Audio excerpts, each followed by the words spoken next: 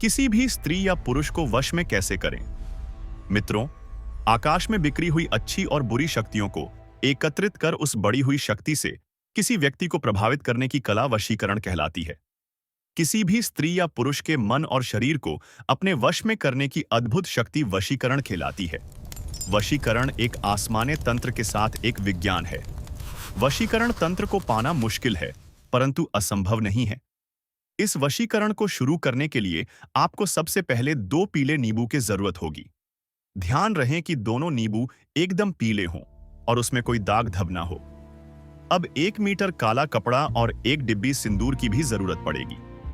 इस टोटके को शुरू करने से पहले एक बात का जरूर ध्यान रखें कि इस टोटके को हर महीने के दूसरे शनिवार को ही किया जा सकता है। बाकी पूरे महीने भर नहीं कर सकते हैं।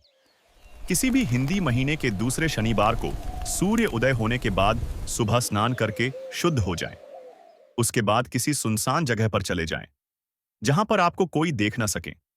उसके बाद उस काले कपड़े को जमीन पर रख दें और दोनों नींबू में से एक नींबू पर अपना नाम लिखें और दूसरे नींबू पर उस व्यक्ति का नाम लिखें जिसको आप अपने वश में करना चाहते हैं।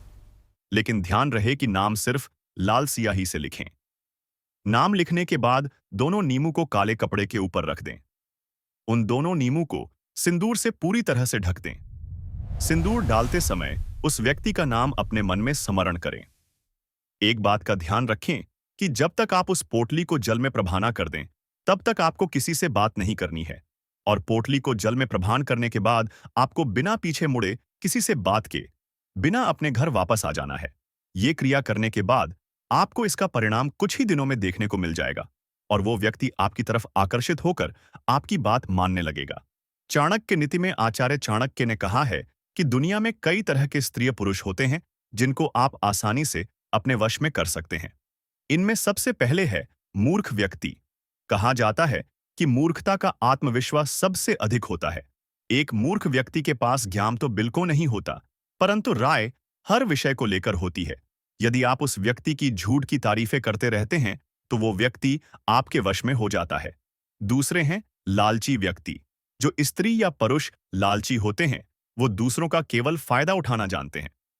ऐसे लालची लोगों को वश में करने के लिए लालच का ही सहारा लेना चाहिए।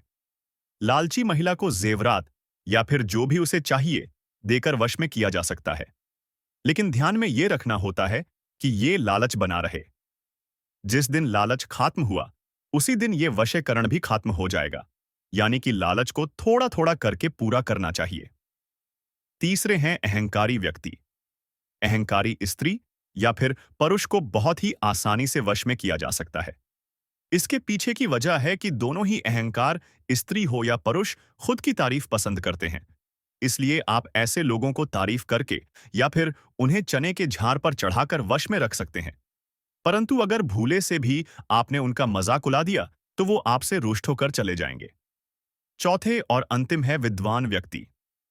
एक विद्वान पुरुष या स्त्री हमेशा ही सत्य के भूखे होते हैं। इनको वश में करने के लिए आपको सत्य का ही सहारा लेना पड़ता है।